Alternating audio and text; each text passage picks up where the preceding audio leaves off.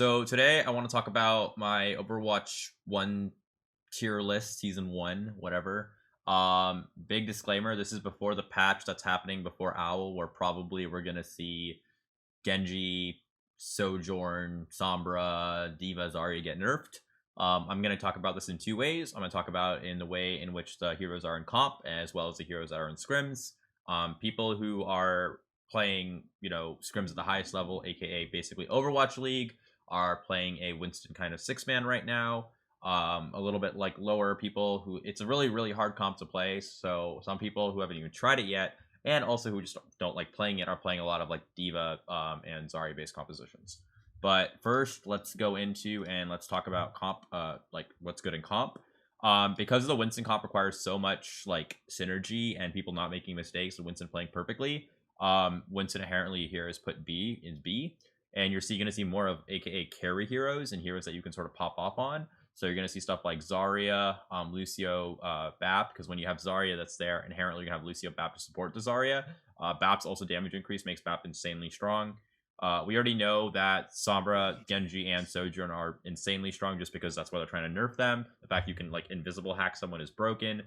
Genji's damage output is really strong. Sojourn's charge up for shots is very strong as well. For an A, I put d.va because normally when you're playing Zarya, obviously hard counters d.va, but when you're playing more verticality maps, if you have a strong d.va player, you abuse that. Ana's up there too because Ana feels really good, but Ana will only really get played when you're sort of playing really slow. And also in general, at a higher tier, you're going to normally see more Lucio Kiriko, but in comp, that's really hard to run because that is so low amount of heals and people don't know how to play cover very well as synergize very well. Because you don't have an off tank, hence if Winston Joe goes in or anyone else goes in, there's no DM or there's no peel for your other tank. So Ana's like a really nice pick in comp because it may not be the best pick, but it's still quite strong. Tracer is a flanker. It's obviously just still going to be good. Pulse is a carry potential. It's a flanker. You're able to pressure the enemy team split focus, which allows your tanks to take space, which is essentially how Overwatch 2 functions, is you want flankers to flank, split focus, let your tanks be able to walk. Obviously B tier Winston because you can play it on like verticality maps, Sigma because you can play it on long maps like Junker Queen and Circus Royale. Kiriko because it's a really high ceiling gap, but if you are very good at her, she's like insanely strong. Zen, same exact thing. I put Hanzo Widow because on long maps they are strong, but they're not good everywhere. Cass is sort of like here and there. If you're a really good Cass, you can still pop off. These picks are like very niche and very suboptimal. D picks are like insane throws, or you're probably a one trick, or you're trying to do something wild to try and win the game. Reinhardt in closed areas, Orisa, maybe again in closed areas. Brig, Brig could maybe be in B because again, Inspire is still really strong and Brig can live. And being able to get packs to your flankers is really good. But ideally Kiriko does all of this, and Kiriko also has Immort plus also a shift ability, which allows you to like take high grounds teleport to your team, and she can also like climb and take high grounds. Technically Kiriko's like kit is just inherently better. Ashe, because why play Ashe when you can play Sojourn? Soldier, it just doesn't make sense because Sojourn. Reaper is really good on enclosed maps, and it's also played in meta. Again, an Owl and maybe top contenders. But in comp, you're not really going to get away with that, so it doesn't make sense. Pharah makes a little bit of sense, but you need a Mercy Pocket, and again, it's very niche for the person who's playing it, hence it's down over here. Same thing with Echo. I'm not going to go into any of these picks because they just don't make any sense. Please do not lock Mercy in my comp games. I will actually lose it. The hero is so bad right now. It does not make any sense to play Mercy. And devs, please do not bring back the thing where you hide as Mercy and you go back and you just res your entire team. That is so dumb. Okay, going into like comp and scrims.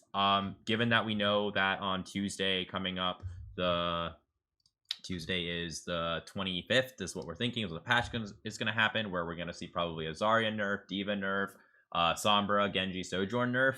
We actually might see the same comp that right currently Owl is playing and top contenders playing, which is basically a Winston, Lucio Kiriko, Reaper, Tracer, or Tracer Sojourn type of comp played. And because if none of those heroes get nerfed, the comp could still play and still be very good. It is possible because of the other stuff get nerfed, something else is found out to be better.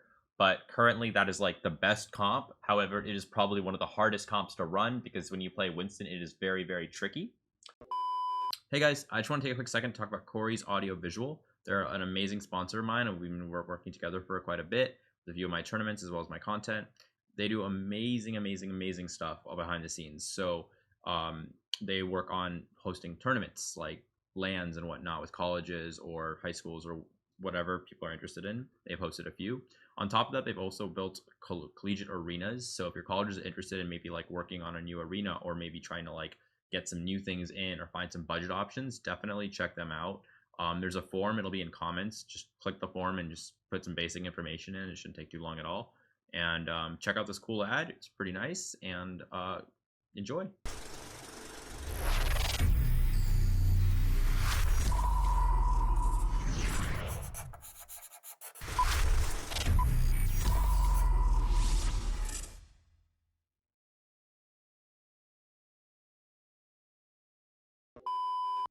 So for Winston, you're looking at, it's the best because bubble is absolutely broken. You put a bubble down, it is so hard to break. Zarya just can't do anything versus it. Your whole team can utilize it. You get insane value.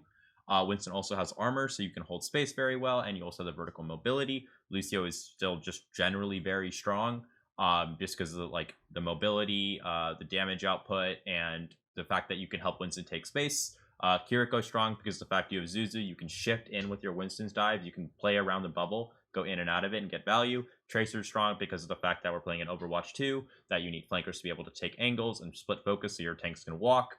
Sombra is strong, I think, in niche situations, especially when you're maybe playing into like D.va and you want to, you know, D.va can try and counter Winston, but if you have a Sombra, well, you can hack the D.va and then your team can sort of just run over and blow up the D.va. If they have stuff like Lucio Kiriko as a backline where their tanks are very low. At a very high level, if the enemy team has Lucio Kiriko backline, that means the tank rarely gets any heals. So instead of actually going on squishies, you actually go and play to kill the tanks.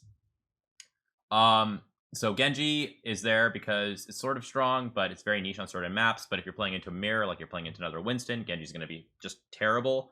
Sojourn is just naturally strong, as we talked about before, especially on long maps. D.va Zarya is still A tier because like if you're struggling to play like the Winston based comp, the D.va comp and Zarya comp is always going to be good. D.va comps and Zarya comps sort of look like Zarya's looks like Zarya, Tracer, Sojourn, or Zarya, Genji, Sojourn, Lucio, Bap. D.va comps looks like something basically very similar.